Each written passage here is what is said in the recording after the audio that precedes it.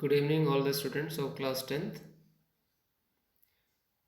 I have sent you one document in the PDF and Word form, and today I am going to explain you about that topic. I hope all of you have prepared your classwork notebook, and definitely you shall maintain its record. Okay, so let us shift to the main file, and there we shall see the things which we have to study. Okay.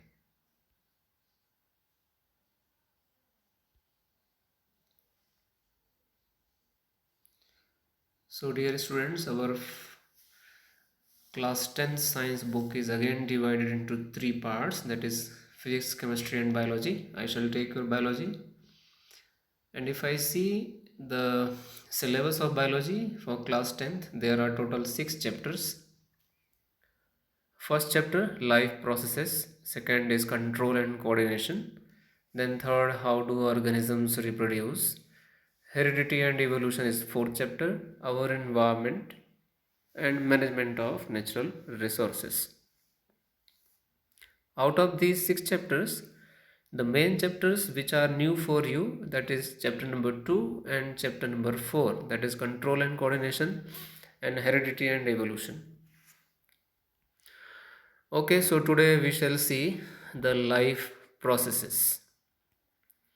In this chapter, exactly we have included 4 life processes, that is nutrition. We shall see about autotrophic and heterotrophic, respiration, aerobic and anaerobic, transportation, that means function of heart in animals and xylem phloem in plants. Excretion means removal of waste, then the function of kidney and artificial kidney we shall see.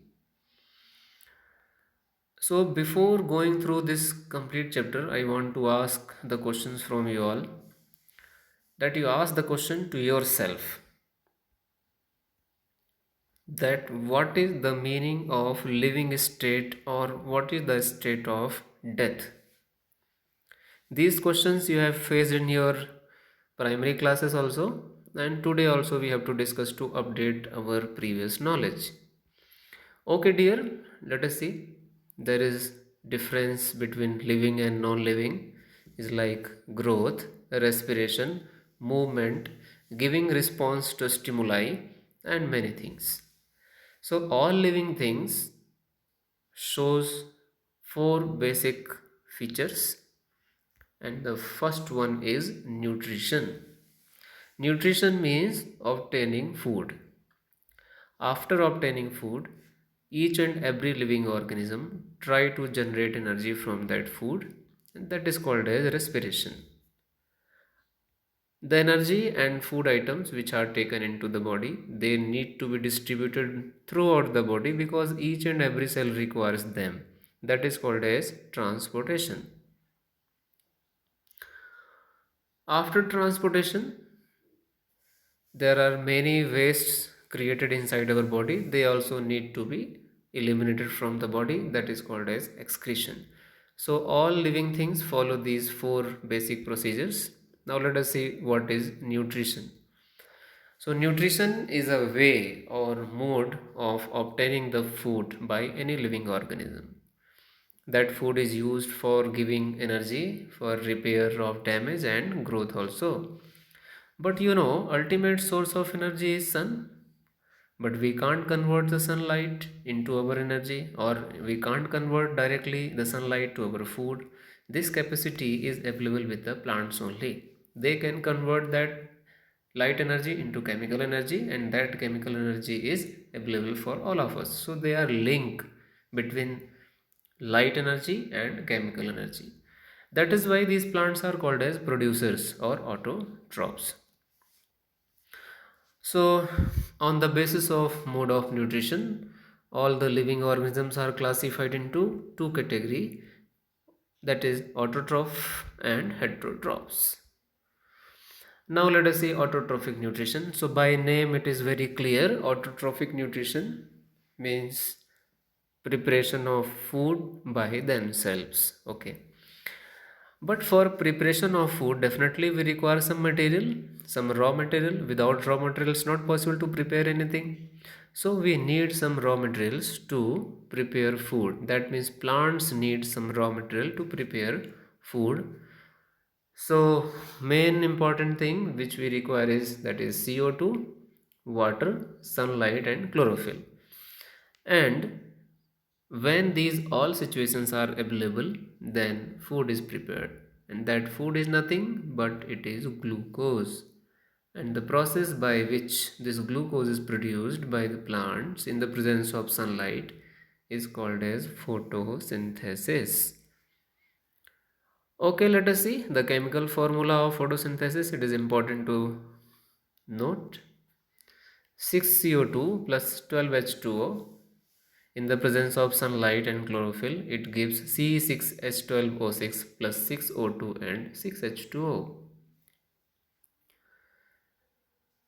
In word also you can say carbon dioxide plus water, it gives glucose. Glucose is nothing, C6H12O6, it's kind of food that is produced by the plants.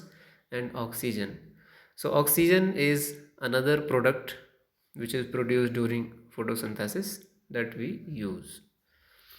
Okay dear, now we are shifting to the next page or next slide.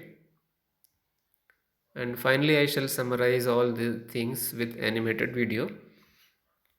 So what is photosynthesis? By name it's clear, photo means light, means the process which is driven by or controlled by light is called as photosynthesis. It's a biochemical process which takes place in several steps. Okay, we shall discuss later on. This photosynthesis process is also referred as CO2 fixation. You all know that CO2 is available in atmosphere and it is free, right? It's not aggregated, it's not gathered. But plants has capacity to absorb that CO2 through the stomata and they fix that CO2 in the form of glucose. That's why plants are also called as CO2 fixers. So let us see how many things we require. CO2, that is carbon dioxide, already I told you. That carbon dioxide enter into the plant through the stomata. And stomata already you studied in class 9th also. Stomata are made up of two guard cells. They are bean shaped. They have their own nucleus and many molecules of chloroplast. That's nothing but green pigment which contain chlorophyll. These stomata can be opened as well as can be closed. On the basis of requirement, they can be open or closed. Okay, and they are present where? You know very well. They are present in lower and upper epidermis, but generally they are present in lower epidermis. This diagram I have taken as it is from your textbook. You can refer that textbook also. Okay. Now, second requirement for photosynthesis is water, that you know very well. It is absorbed through the roots and transported up to leaves by xylem. Chlorophyll, it's the important pigment which is present in leaves generally, and it is containing one metal, that is magnesium. You know that our hemoglobin present in blood contain iron. Same way it's also a pigment which is present in plants and it contain magnesium metal. Finally, we need sunlight. Sunlight can be divided into spectrum, that is ultraviolet spectrum, visible spectrum and infrared spectrum. Ultraviolet spectrum is generally plants do not use. Generally they are using red and blue light for photosynthesis, which comes under visible range. But some plants, they are living very deep into the ocean or water. Their visible light do not reach. But they are still surviving. They need to synthesize the food. So they use UV light because UV light can reach up to many meters deep into water. Already we discussed that there are many steps for photosynthesis. So let us see. There are basically three steps, but before that you read this text also. I have written in simplified language. First, find out the location of photosynthesis. Can you tell me? So photosynthesis takes place inside the chloroplast, which is a double membrane bound cell organelle, already you studied in class 9th. You might be remembering that this chloroplast contain grana and stroma. You can review in your 9th class notebook. Grana are actual site where photosynthesis process is taking place. These coin-like structure you can see inside this chloroplast, these are grana. Here photosynthesis process actually taking place. So this is schematic diagram where it is showing the complete process of photosynthesis. We can correlate the three steps and this photo. Let us see.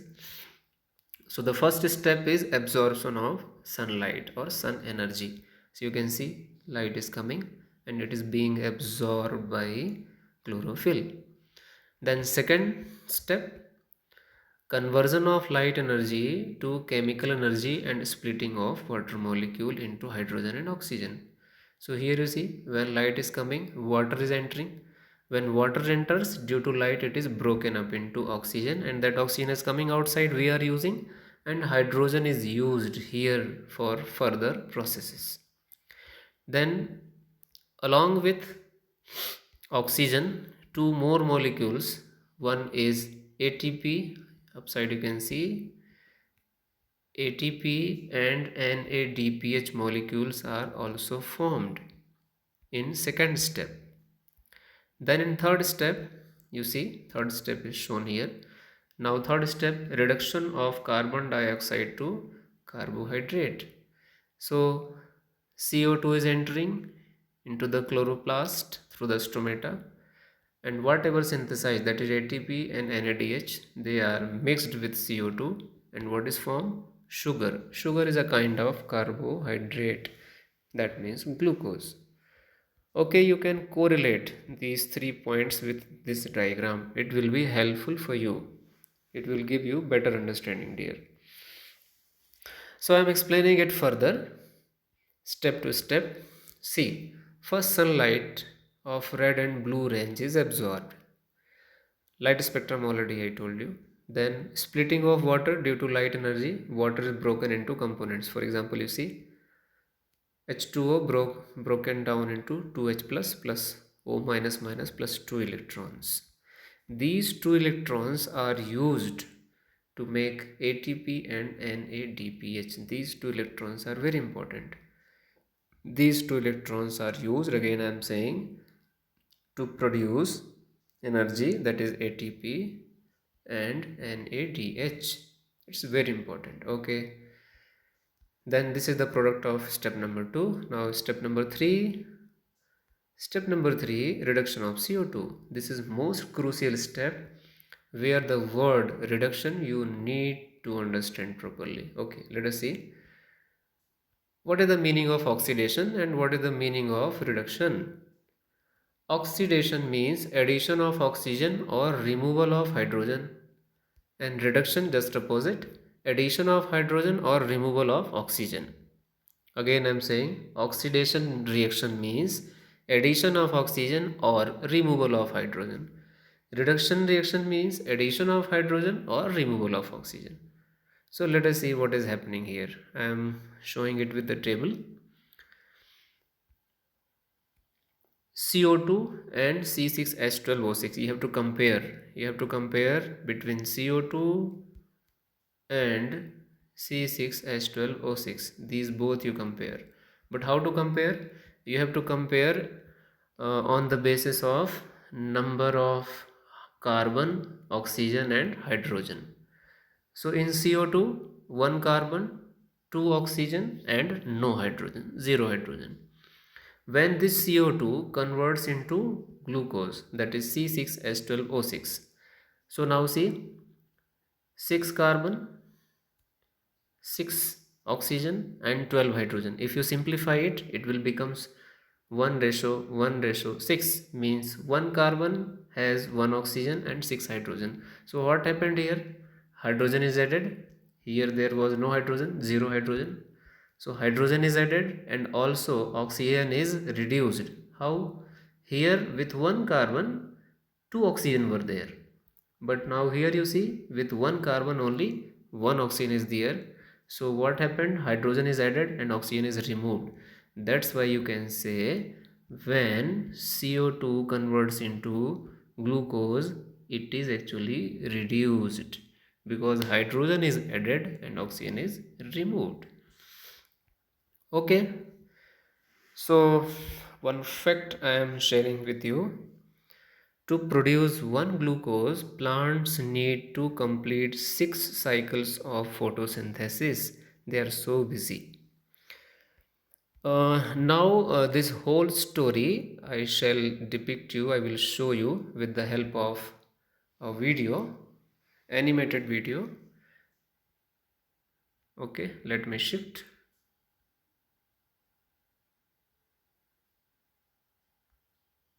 Okay.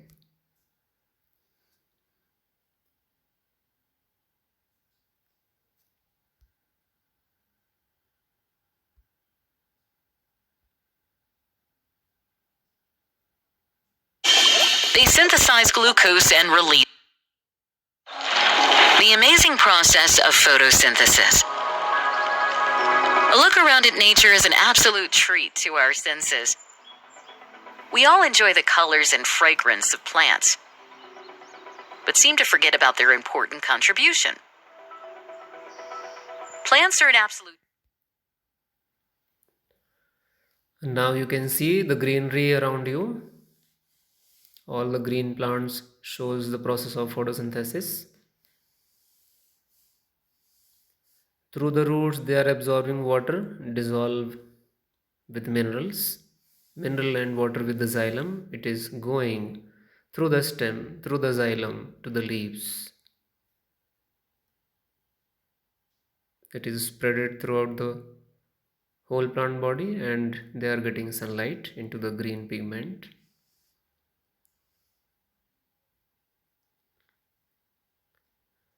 And thus the photosynthesis process completes in the leaf. That's why they are called as food factory of the plant.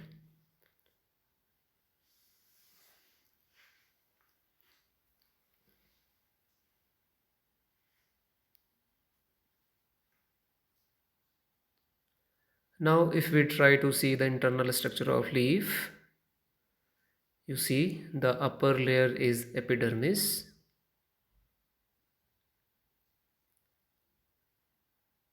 and palisade cells. They are containing chlorophyll. A lot of chlorophyll they are having. It is having grana and stroma, green pigment. Okay. Then if you see the lower surface, they are loosely attached cells and these are xylem through which water is coming to the leaves. See, the water is coming and that is distributed throughout the leaf lamina. This is stomata, you see, it is in lower epidermis. When they are made up of two guard cells. They can be opened and closed. So CO2 is entering carbon dioxide from the air. It is distributed throughout the leaf. Now they are entering into the palisade cells. Now entering into chloroplast. Inside the grana, both water and CO2 are reached. Now sunlight is reaching inside the grana. It will give the energy to complete the chemical process of photosynthesis.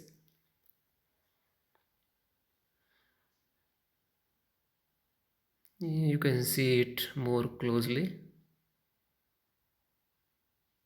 After photosynthesis, the oxygen and glucose are coming out. They are distributed and through the phloem this glucose and sucrose are transported to other parts of the plant. Then the oxygen molecules, when the stomata are opened, they are coming out of it and available for us for breathing. In this way, the amazing process of photosynthesis is being completed, and that glucose in the form of a starch is stored in different parts of the plant.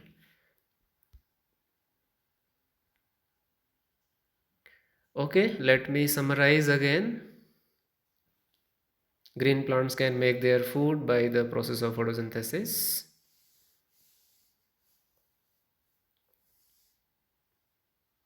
Water enters through the roots and xylem, reach to leaves. Through the stomata, CO2 is entering when they are opened. That CO2 along with water, it reached to grana of chloroplast.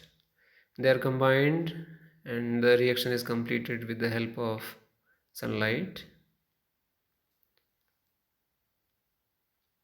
Oxygen and glucose are formed, they are coming out, and through the stomata, oxygen is going outside and available for us for breathing. And glucose is stored in plants, distributed to other body parts of plant. Okay, so just coming back. So here in live processes, we are going to complete our autotrophic part, that is autotrophic nutrition.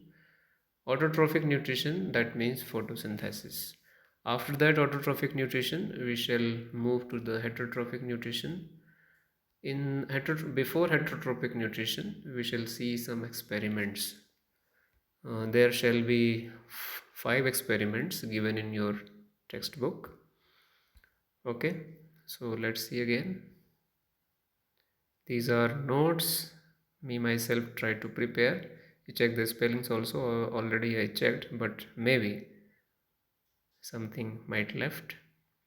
In this way you can prepare your note once you revise it, and whatever questions are there, try to solve them. Okay, good luck. Feel free to ask any query. Okay, bye bye. Good night.